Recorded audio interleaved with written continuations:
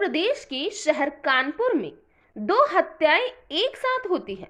दोनों मौत से ठीक पहले व्हाट्सएप पर आत्महत्या करने का मैसेज करते हैं, पर मौत गला काटकर होती है। मौत भी पति और पत्नी की, जबकि इनके साथ बेटा और बेटी भी थी। बेटा तो पहली मंजिल पर था, पर बेटी साथ में थी। फिर भी दो मौतें और कोई चीख पुकार भी नहीं। तो क्या ये वाकई ही आत्महत्या थी या फिर मर्डर? आज के इस वीडियो में कानपुर में हुए डबल मर्डर की दिल दहला देने वाली दास्तान को जानेंगे। उत्तर प्रदेश का इंडस्ट्रियल शहर कानपुर, तारीख 5 जुलाई, सुबह के करीब 4 बजे, जगह कानपुर का बर्रा इलाका।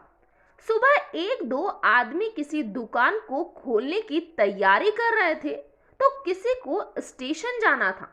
पर सन्नाटा वैसा ही जैसा दूसरे घरों में था, लेकिन एक घर में खूनी खेल हो रहा था। बर्रा के एक मकान में यहाँ रहने वाले 61 साल के एक शख्स और उनकी 55 साल की बीवी का किसी ने घर में घुसकर मर्डर कर दिया। ये हत्या भी ऐसी वैसी नहीं, बल्कि बड़े ही खौफनाक तरीके से चापड़ से गला काटकर। अब सूरज की किरणें रात के सन्नाटे चीर रही थी और उसी दरमियान बर्रा के घर से चीखें सुनाई देने लगी। घर में दो दो कत्ल और फिर भयंकर चीख पुकार। देखते ही देखते खबर मोहल्ले वालों तक पहुंची और अगले कुछ पल में कानपुर पुलिस मौकाए वारदात पर मौजूद थी। कातिलों ने ऑर्डिनेंस फैक्ट्री के रिटायर्ड सुपरवाइजर मुन्ना लाल और उनकी बीवी राज देवी का कत्ल तब किया था जब दोनों गहरी नींद में सो रहे थे। रात के सन्नाटे और सुबह से ठीक पहले वाले अंधियारे में हुए इस कत्ल ने कहीं सवाल उठा दिए। मसलन आखिर क्यों हुआ ये कत्ल? रात के अंधेरे में घर के अंदर घुसकर कातिलों ने आखिर क्यों ली एक बुजुर्ग दंपति की जान? मुन्ना लाल और उनकी बीवी से किसी की ऐसे भी क्या दुश्मनी थी? इस घर में बुजुर्ग दंपति के अलावा उनका एक बेटा और एक बेटी भी रहते थे, लेकिन घर में हुई इतनी बड़ी वारदात का किसी को पता कैसे नहीं चला? और सबसे बड़ा सवाल ये कि आखिर रात के अंधेरे में कातिल चुपचाप घर के अंदर कैसे घुस आए? उनका किसी ने विरोध क्यों नहीं किया? या फिर विरोध किया तो चीखने चिल्लाने की आवाज बाहर तक क्यों नहीं आई? ऐसे तमाम सवाल पर जवाब अभी फिलहाल कुछ नहीं था। अब मामले की जांच के लिए कानपुर पुलिस इन्हीं सवालों के जवाब टटोलने की कोशिश करने लगी और तफ्तीश घर वालों से पूछताछ के साथ ही शुरू होनी थी। इस परिवार के 4 में से 2 लोगों का कत्ल हो चुका था। बाकी बचे थे 2 लोग जिनसे पूछताछ जरूरी थी, लेकिन अपने माँ बाप को खोकर दंपति के बेटे और बेटी दोनों का बुरा हाल था। ऐसे में पुलिस के पास इंतजार करने के सिवाय कोई चारा नहीं था। तब तक मौकाए वारदात पर पहुंची फॉरेंसिक टीम ने तमाम सबूत इकट्ठा किए। दोनों लाशों को बरामद कर पोस्टमार्टम के लिए भिजवाया गया ताकि कत्ल का तरीका और भी साफ हो सके।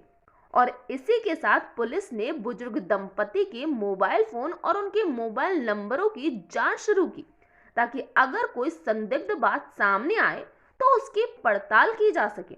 अब मरने वाले के बेटे से पूछताछ की गई, तब उसने बताया कि आधी रात उसके माँ बाप की हत्या कातिलों ने चापड़ से गला काट कर दी और उसे कुछ पता ही नहीं चला, क्योंकि वो फर्स्ट फ्लोर पर बने कमरे में सो रहा था, जबकि नीचे उसके मम्मी पापा और उसकी बहन सो रही थी।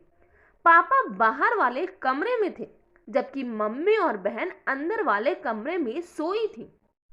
सुबह सुबह उसकी बहन ने ही उसे ऊपर जाकर नींद से जगाया था और बताया था कि किसी ने मम्मी पापा का कत्ल कर दिया है। हालांकि इस बयान के साथ साथ बेटे ने एक और गौर करने वाली बात कही। वो ये थी कि बीती रात को उसे चक्कर आ रहा था और उसे शक है कि किसी ने उसे खाने में कुछ मिला दिया था। मगर हैरानी की बात तो ये थी कि तब तक उनके घर में बाहर से कोई भी नहीं आया था।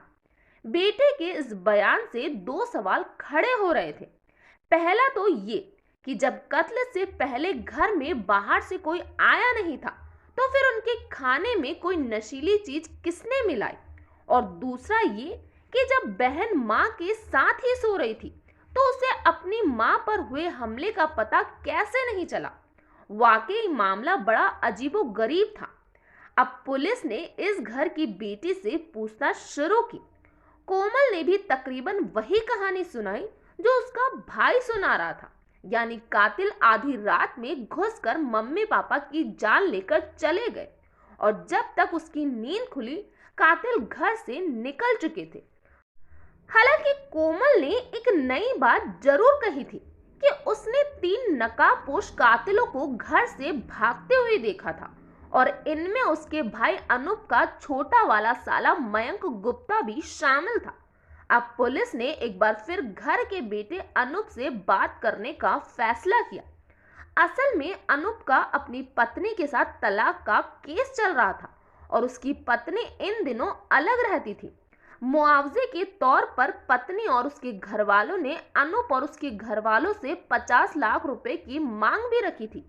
ऐसे में अनूप जो कहानी सुना रहा था उसके मुताबिक उसके माँ बाप का कत्ल उसके सालों ने ही किया था। इसके अलावा शक पड़ोस के एक दुकानदार पर भी था, इसीलिए पुलिस अभी सभी एंगल से जांच कर रही थी। इसमें सबसे बड़ा शक अनूप के एक साले समेत 3 नकाबपोश कातिलों पर था जो आधी रात चुपके से घर में घुस आए थे।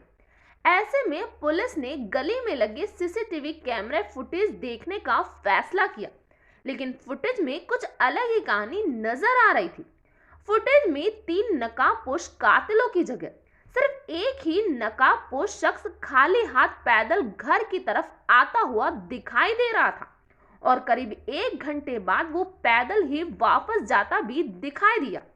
लेकिन वापसी में उसके साथ में एक बैग जरूर मौजूद था। जाहिर है जब 3 नकाबपोश कातिल की जगह यही इकलौता शख्स कैमरे में कैद हुआ था तो शक इसी शख्स पर होना लाजमी था। इसी के साथ कहीं ऐसी बातें थी जो शक पैदा कर रही थी। अब ये भी पता चला कि कातिलों ने घर में घुसकर हत्या की, लेकिन घर में किसी को इस बात का पता भी नहीं चला, खासकर बेटी को जो खुद मां के साथ एक ही बिस्तर पर सो रही थी। ऐसा कैसे हो सकता है? बेटी ने बताया कि उसने 3 नकाबपोश कातिलों को भागते हुए देखा था। तो फिर सवाल ये था कि उसने शोर क्यों नहीं मचाया? कातिल घर में इतने आराम से कैसे दाखिल हो गए, जबकि आमतौर पर रात को लोग दरवाजा बंद करके सोते हैं। ये बातें घर की बेटी कोमल को शक के दायरे में ला रही थी। अब जब पुलिस ने उससे गहन पूछताछ की तो वो कई सवालों का जवाब देने में लड़खड़ाने लगी, खासकर घर का दरवाजा खुला होने की बात। कातिलों को देखने के बावजूद उसके चुप रह जाने पर, दो कत्ल के बावजूद खुद के बेखबर होने का उसके पास कोई भी जवाब नहीं था। ऐसे में जब पुलिस ने उससे सख्ती की तो आखिरकार उसने मान ही लिया कि उसी ने अपने आशिक रोहित के साथ मिलकर अपने माँ बाप की आधी रात घर में हत्या की है।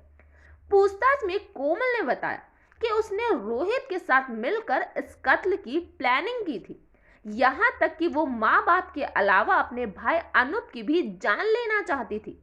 कुछ इसी इरादे ने उसने बीती रात माँ बाप के साथ साथ भाई को भी जूस में जहर मिलाकर दिया था, लेकिन भाई ने जूस पूरा नहीं पिया और वो जिंदा बच गया, जबकि माँ बाप जूस पीकर सो गए। कत्ल के दौरान भी आधी रात उसने ऊपर जाकर अपने भाई अनूप को जगाने की कोशिश की थी ताकि प्रेमी के हाथों उसका भी गला काट दिया जा सके, लेकिन गहरे नींद में सो रहे अनूप ने पहले बार में दरवाजा नहीं खोला और तब माँ बाप की जान लेकर ही आशिक रोहित फरार हो गया और प्लान बी के मुताबिक उसने अपने भाई को जगाकर माँ बाप के कत्ल का ड्रामा शुरू कर दिया। पुलिस की पूछताछ में घर की बेटी कोमल अपने माँ बाप की जान लेने की बात कबूल कर चुकी थी, लेकिन सवाल ये था कि आखिर एक बेटी ने अपने ही माँ बाप की जान क्यों ली, और वो भी इतने भयानक तरीके से। उसने कत्ल की ये पूरी साजिश कैसे रची और क्यों वो अपने भाई की भी जान लेना चाहती थी। पुलिस की पूछताछ में बेटे ने पूरी कहानी सुनाई। असल में कोमल को अब से कोई 24 साल पहले मुन्ना लाल और राज देवी ने अपने एक रिश्तेदार से गोद लिया था। उन्हें कोई बेटी नहीं थी। यही वजह है कि उन्होंने कोमल को गोद लेकर बड़े नाजों से पाला था। लेकिन उन्हें क्या पता था कि एक दिन उनकी यही गोद ली बेटी उनके कत्ल की वजह बन जाएगी। कोमल उसी मोहल्ले में रहने वाले एक लड़के रोहित से प्यार करती थी और उससे शादी करना चाहती थी। कोमल के रोहित के भाई राहुल से भी अच्छे संबंध थे, लेकिन कोमल के माँ बाप इस रिश्ते पर राजी नहीं थे। उधर भाई अनूप का अपनी ही बीवी और ससुराल वालों से विवाद चल रहा था। ससुराल वाले 50 लाख रुपए मांग रहे थे और ऐसे मुन्ना लाल अपना मकान बेचने के बारे में भी सोच विचार कर रहे थे, जिससे कोमल घबराने लगी थी। उसे लग रहा था कि अगर उसके पिता ने प्रॉपर्टी बेच दी तो उसे कुछ नहीं मिलेगा। ऐसे में एक तो पिता की प्रॉपर्टी की चाहत और दूसरा प्रेमी से शादी कर चैन की जिंदगी, इन दो ख्वाहिशों के चलते उसने इतनी बड़ी साजिश रच डाली।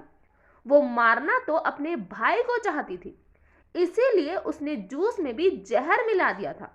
लेकिन भाई ने जूस कड़वा होने की वजह से पूरा नहीं पिया और बच गया।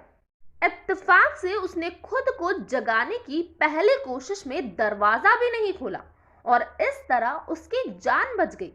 कोमल ने अपने आशिक रोहित के भाई से मुंबई से जहर मंगवाया था, जो उसने जूस में मिला दिया था। उसकी साजिश ये थी कि सभी को जूस में जहर मिलाकर मारने के बाद इसे आत्महत्या का रूप देना था। इसी इरादे से उसने अपने माता पिता के मोबाइल से खुद को एक आत्महत्या जैसा मैसेज भी भेज रखा था। वो इसे भाई के वैवाहिक विवाद के चलते तीनों के आत्महत्या का रूप देना चाहती थी, मगर इससे पहले कि उसकी साजिश कामयाब होती, दोहरे कत्ल का भेद खुल गया और वो पकड़ी गई। फिलहाल सभी आरोपी जेल में अपनी सजा का इंतजार कर रहे हैं। तो ये था पूरा मामला। इस घटना के बारे में आपका क्या कहना है, प्लीज कमेंट बॉक्स में बताइए। तो आज के लिए इतना ही। Thank you.